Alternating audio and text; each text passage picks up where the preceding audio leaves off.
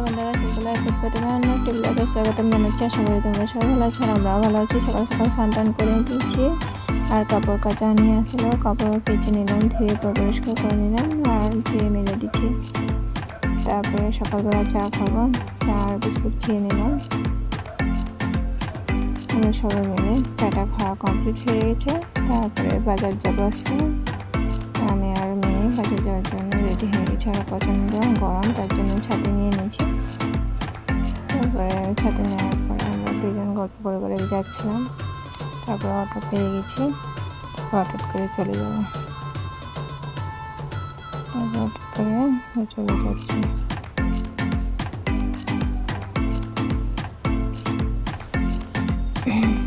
মেয়েকে নিয়ে যাচ্ছিলাম। তারপরে দেখো চারিদিকে কি সুন্দর লাগছিল, গাছপালাগুলো সবুজ, চারিদিকে সবুজ আর সবুজ।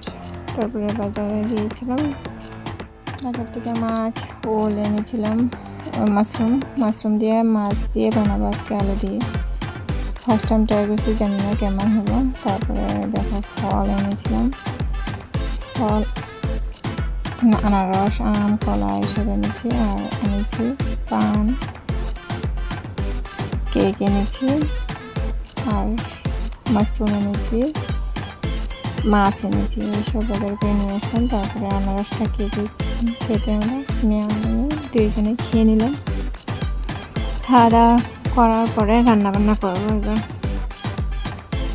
মাছগুলি নুন হলুদ দিয়ে ভালোভাবে মেখে নিচ্ছি আর মাশরুমগুলিও কেটে পরিষ্কার করে ধুয়ে নিচ্ছি। আলুগুলিও কেটে নিচ্ছি আর পেঁয়াজ, আদা, টমেটো কুচিয়ে নিচ্ছি। এবার মিক্সচার গ্রাইন্ডারে পেস্ট করে নেব।